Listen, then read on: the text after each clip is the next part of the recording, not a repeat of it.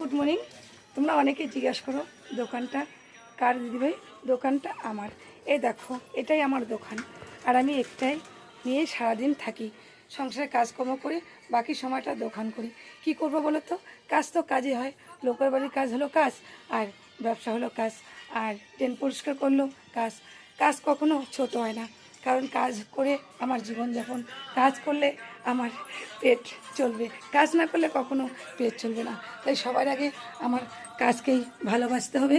কাজ করে যতটা সময় পাবো আমরা ফেসবুকে দিব, কারণ ফেসবুকে অনেক বন্ধুরা অপেক্ষা করে আমার সুন্দর সুন্দর কমেন্ট পাওয়ার জন্য, বা আমিও আশা করি বন্ধুদের কমেন্ট পাবো বলে।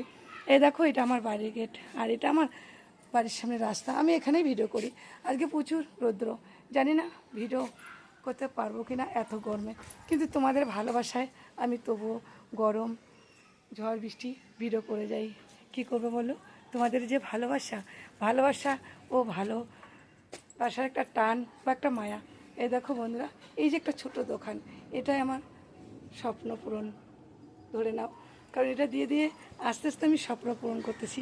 এই দোকানটা দিয়ে আমি দুটো ছেলের লেখাপড়ার খরচা ও আমার খরচা সব কিছু এই দোকানটা দিয়ে করি। বন্ধুরা, কি করবো বলো?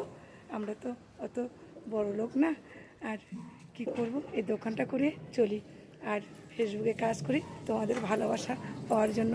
তাই যতটা পারো আমাকে ভালোবাসা দাও। আমি বড্ড ভালোবাসার কাঙাল। বন্ধুরা, আমার কাছে ভালোবাসা নিয়ে যাও, আর তোমার ভালোবাসা দিয়ে যাও। নমস্কার বন্ধুরা।